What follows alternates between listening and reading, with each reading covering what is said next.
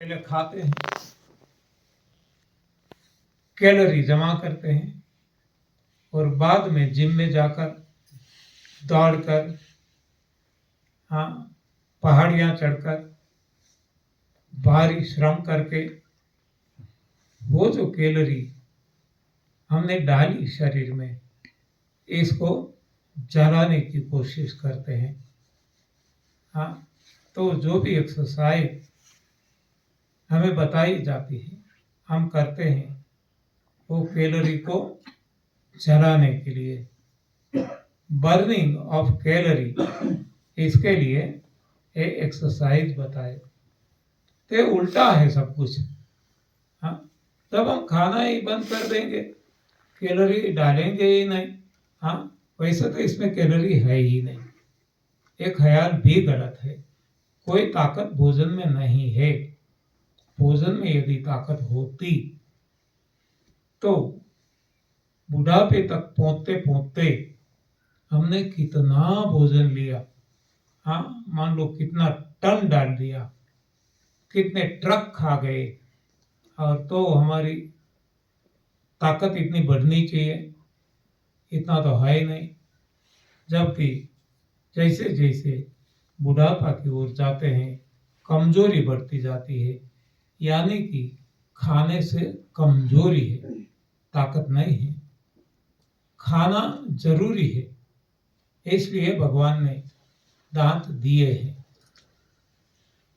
और चबाने के लिए ये भोजन भी दिया है, जो कंद मूल फूल फल पत्तियां हैं, लेकिन वो भी कुछ हद तक है। ये खाना हर कोई प्राणी के लिए, मनुष्य भी एक प्राणी है, तो खाना पड़ता है। लेकिन मनुष्य एक भगवान की बनाई हुई सर्वश्रेष्ठ कृति है, सर्वश्रेष्ठ योनि है, कि जो खाना छोड़ भी सकता है और बिना खाए बिना पिए केवल हवा लेकर, और इवन हवा ले भी छोड़कर वो अपना जीवन जी सकता है, और प्रभुमय होकर प्रभु में वो मिल सकता है। आत्मा और परमात्मा एक बन सकती है और मोक्ष प्राप्त कर सकती है।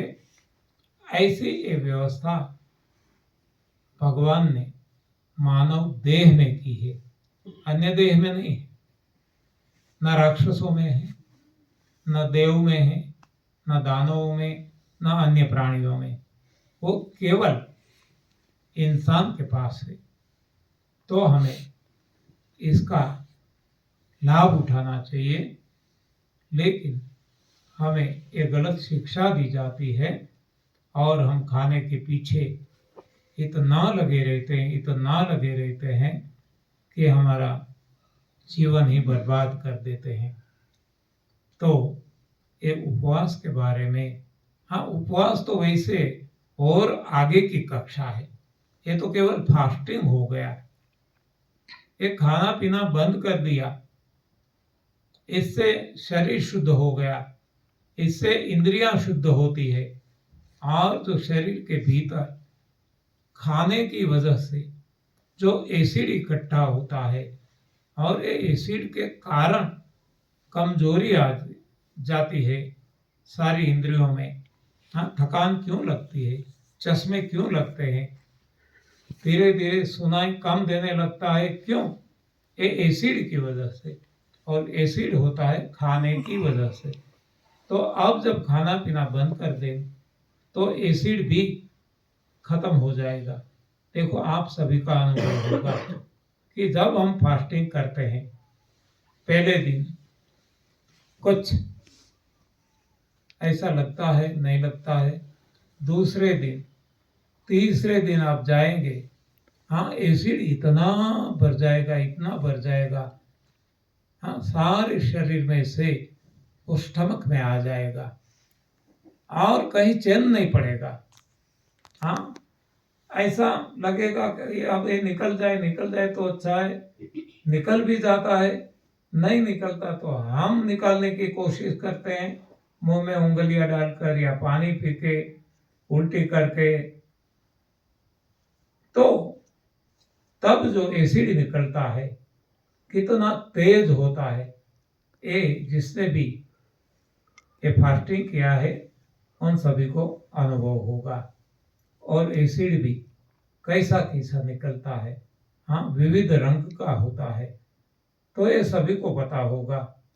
तो एक कब होता है, कब निकलता है, सारी जिंदगी खाते रहे ऐसा एसिड कभी नहीं निकलेगा, लेकिन कुछ दिन ही हमने खाना पीना बंद कर दिया, शरीर इसको बाहर निकालने की कोशिश करता है, इतना एसिड भरा पड़ा है।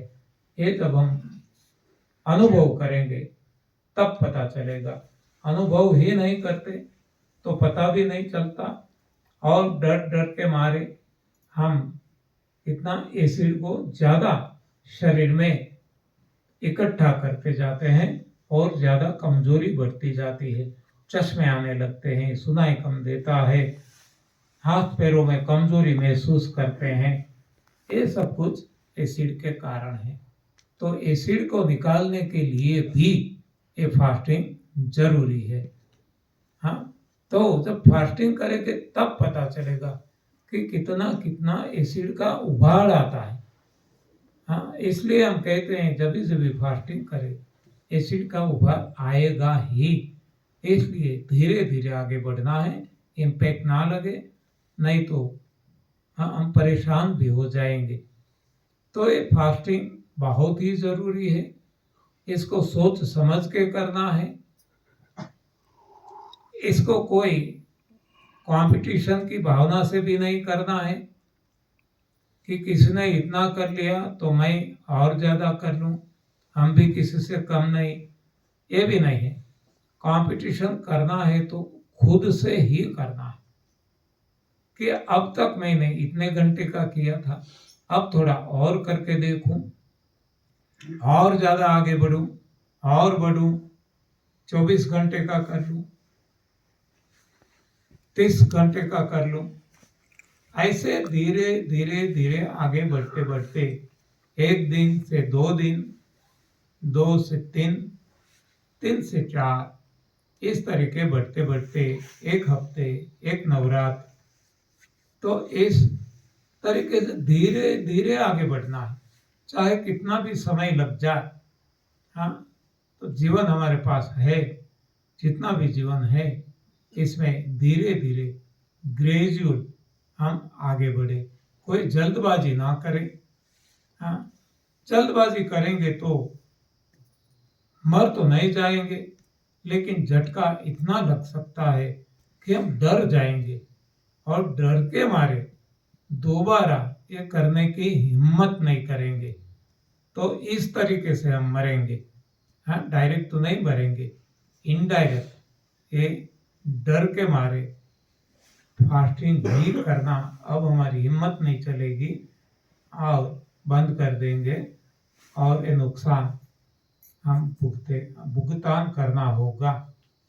तो जब हम फास्टिंग करते हैं तो हमारी खुद की लेवल देख के हमें करना है, एकदम कोई जल्दबाजी नहीं करना है।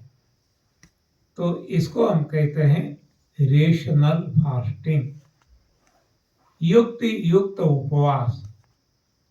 हाँ, अंध तरीके से नहीं करना है, अंधश्रद्धा अंधविश्वास नहीं, पूर्ण विश्वास से करना है। तो ये धीरे धीरे जब आगे बढ़ेंगे तब ये हमें इसका फायदा मिलने लगेगा। फायदा क्या होता है फास्टिंग से? फायदे